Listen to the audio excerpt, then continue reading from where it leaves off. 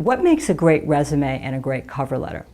What's important to know is that these are marketing documents. It's also important to know that the average employer now takes up only about 7 seconds. So they're not reading these resumes, they're skimming these resumes.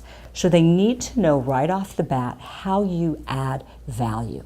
So here's a great example of a recent alum's resume. It's 1 page, although 2 pages would be fine.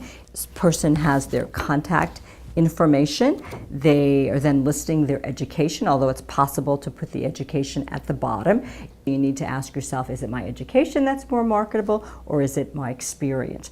This is also a good resume because rather than just a mini job description in the experience section, this former student is using what we call accomplishment statements to describe his experience. Basically 3 criteria. You want to begin with a nice strong action verb, and in our resume writing handout we have a list of 100+ action verbs. Then as you write each of your sentences or phrases, you want to say to yourself, so what? Big deal. So I did that. How did I make a difference? Did I increase anything, decrease, modify, or change? So if it's possible to pull out accomplishments and results. And the 3rd criteria would be to quantify information.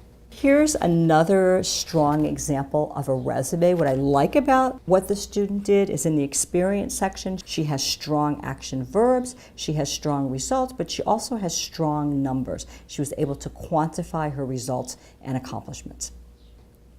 In terms of cover letters, it's important again to know that this is another marketing document, relevant, should be 1 page, and should be a highly customized document. And basically, a cover letter is answering 2 questions. Why you for that specific position at that specific organization?